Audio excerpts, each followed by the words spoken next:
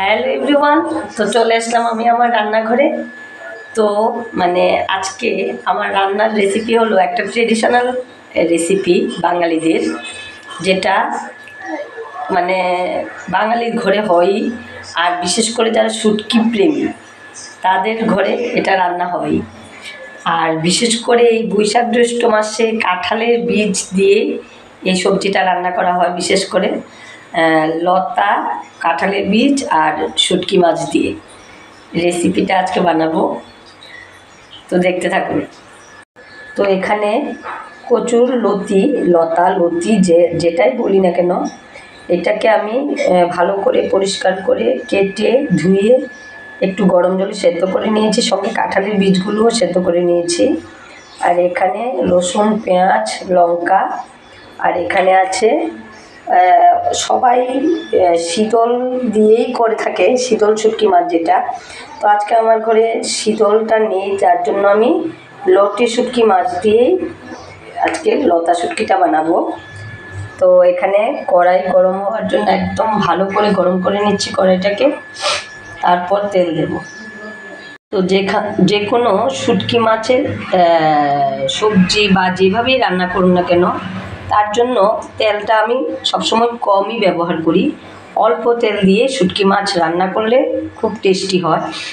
একজন ভালো রান্নার লোক এই কথাটা আমাকে বলেছিল। তো আমি দেখি সত্যি অল্প তেলেই রান্না করলে শুটকি মাছের সবজি বলুন, ভর্তা, যেভাবে বলুন না কেন, অনেক টেস্টি হয়। তো তার জন্য আমি একদম অল্প তেল দিয়েই শুটকি মাছটা রান্না করব। তেলটা ভালো করে গরম হয়ে নিতে হবে, কারণ তেলটাকে একটু ছড়িয়ে নিচ্ছি। আর অল্প আঁচেই রান্নাটা করতে হবে। গ্যাসের আঁচ একদম কমিয়েই রান্নাটা করতে হয়। তো তেলটা এখন ভালো গরম হয়ে গেছে। এখন আমি রসুন, পেঁয়াজ, কাঁচা লঙ্কা এগুলো দিয়ে দিয়েছি তেলে। এগুলো ভালো করে ভেজে নিতে হবে। এখানে পেঁয়াজ, রসুন সবগুলো একদম ভালো করে ভাজা হয়ে গেছে। তার মধ্যে এখন দিয়ে দিচ্ছি লটি শুটকি মাছ। সবগুলো উপকরণ একসাথে ভালো করে একটু ভেজে নেব।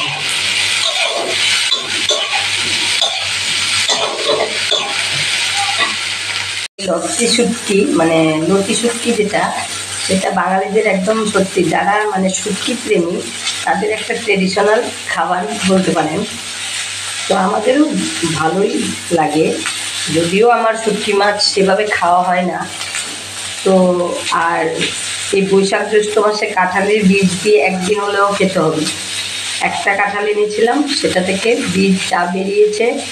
একদিন বানালাম সন্দেশ, আজকে হলো লতা শুটকি, আরেকদিন খাবো বাঁশকুড়ুল দিয়ে, কাঁঠালের বীজ দিয়ে।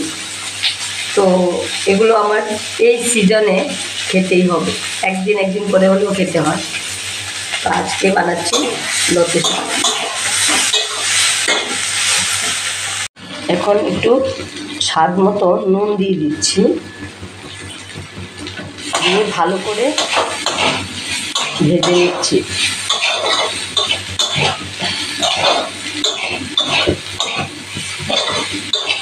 সময় বেশি লাগবে না, কারণ কচুর লতিগুলো আর কাঁঠালের বীজগুলো যেহেতু সেদ্ধ করা আছে, তখন ভালো করে এগুলো ভেজে তার মধ্যে লতি, কাঁঠালের বীজগুলো দিয়ে দিচ্ছি। বেশি নাড়াচাড়া করবো না, যাতে লতিগুলো একদম বেশি ভর্তা না হয়, তার জন্য হালকাভাবে একটু নেড়ে চেড়ে এখন পরিমাণ মতো হলুদ দিয়ে দেবো।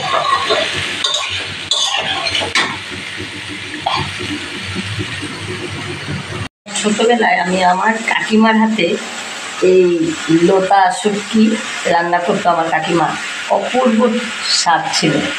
সেভাবে রান্না করতে পারি না, তবু চেষ্টা করি কাকিমার মতো একটু রান্না করতে। এত টেস্টি হতো, কি বলবো, এখন খুব মিস করি ওই লতা শুটকিটাকে। আমিও চেষ্টা করি আমার মতো করে। খুব সুন্দর একটা স্মেল বেরিয়েছে।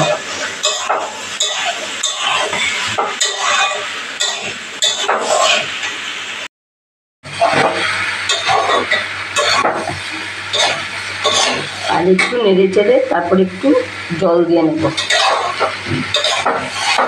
আগে থেকে সেদ্ধ করা সব কিছু,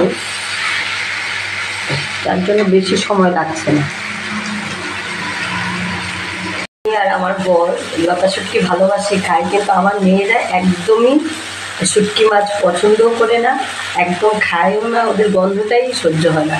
তার জন্য ওদের জন্য আবার পনির রান্না করেছি। জন্য আবার পনির রান্না করতে হয়েছে, কারণ ওরা শুটকি মাছ একদম খায় না, ওদের একদমই পছন্দ না।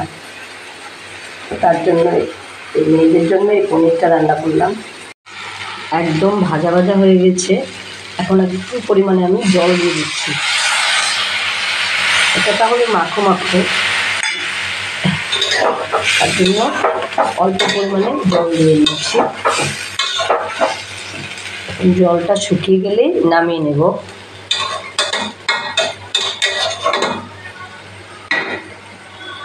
আমার আজকের রেসিপি লতা দিয়ে শুটকি মাছ দিয়ে একদম রেডি হয়ে গেছে খাওয়ার জন্য। তো জানি না কেমন হবে, তবে মনে হচ্ছে ভালোই হবে। পরিমাণ মতো তো সব কিছু দিয়েছি, তো দেখাচ্ছি কেমন হয়েছে আমার লতা শুটকিটা। এই যে আমার একদম লতা শুটকির রেসিপি পুরো রেডি হয়ে গেল। তো এইভাবে ভালো লাগলে বাড়িতে বানিয়ে খেয়ে দেখবেন, খুব মুখরোচক একটা সুস্বাদু খাবার। যারা শুটকি মাছ পছন্দ করে তাদের জন্য খুবই প্রিয় খাবার, আর যাদের গন্ধটা ভালো লাগে না তাদের তো অন্যরকম কথা, তবে আমাদের খুব প্রিয় খাবার।